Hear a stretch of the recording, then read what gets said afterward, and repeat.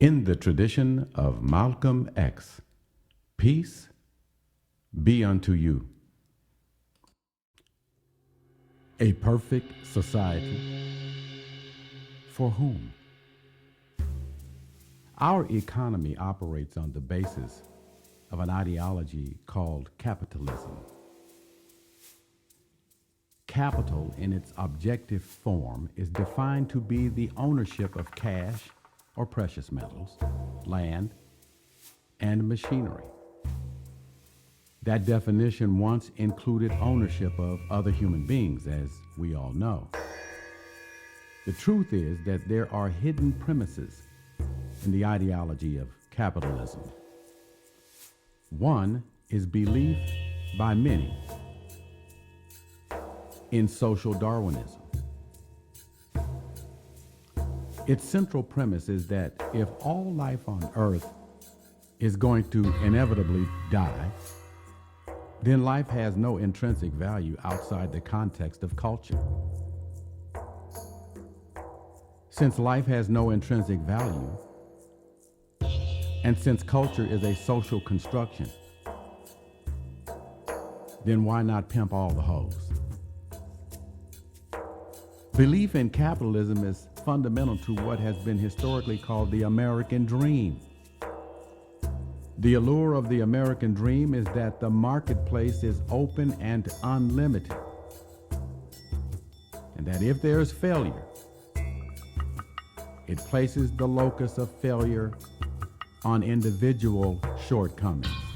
In other words, one's failures to succeed in a marketplace is limited only by one's self-worth. A lack of intelligence, self-determination, luck, or moral worth.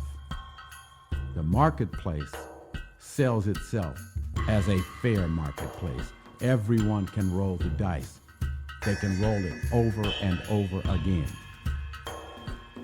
But the basic premise of capitalism is fallacious. The premise is fallacious because the invisible hand, coined by Adam Smith in his book, The Wealth of Nations, in fact holds some people back by race, gender, and beliefs, while it ushers other people forward by race, gender, and beliefs. It ushers them along the path to at least middle-class comfort. But there are many contradictions in our capitalist economy, and I'm going to talk only about one with you. It has to do with student loan debt. As I said, the marketplace is partially open to some people. What is increasingly becoming obvious, though, is that it is only partially open to students. This time, though, not by race, gender, or beliefs, but rather for having the gall to dream to live a good life. For example, students are encouraged from childhood to invest in their future, as good capitalists do, by saving money and by self-determination, time, and to increase their academic and vocational monetary worth in the marketplaces of the United States. Their options are laid out before them as a red carpet of opportunities. Choose a college or training school. Of course, there's a problem, and the problem is money. Higher education has been co-opted by finance companies over the past 40 years. For instance, it now costs at least $160,000 for a 4 to 6 year tour of study to earn a bachelor's degree from a University of California. Most students who are qualified cannot afford that cost. They feel arm twisted, as by the mafia, to borrow money which will take them decades to repay. They feel they will become debt slaves to finance companies because of added interest rates to the principal debt, for instance, of $160,000. Now, for them, the dream has turned out to be a nightmare. Collectively, students owe over $1 trillion in debt. Their lives are stunted. They cannot get life traction. They have been trapped. They have been lied to. Many students will never get employed in the field for which they spent years studying, not only because of debt, but because of artificial intelligence, which is beginning to bump many of them out of the marketplace even before they graduate.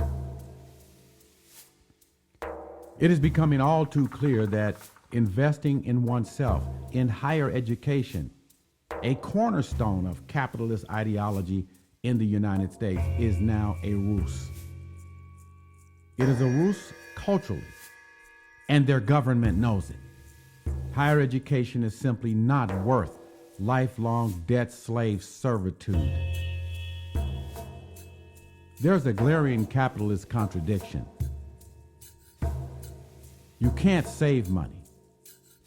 Inflation devalues the money you earn, and you cannot afford to invest in your life. You can't afford a home. You can't afford children. Capitalism was always a hustle, and now it is dead. A new kind of slave system is emerging. It is domestic and global in scope. You are stagnant as artificial intelligence creeps up behind you to bump you off your square. The United States is being slowly made over into a Huxleyan Brave New World. The alphas are the only ones benefiting now. Then there are the epsilons, or police military infrastructure, to control the betas, gammas, and deltas. I am Dr. Stephen Nur Ahmed. Peace be unto you.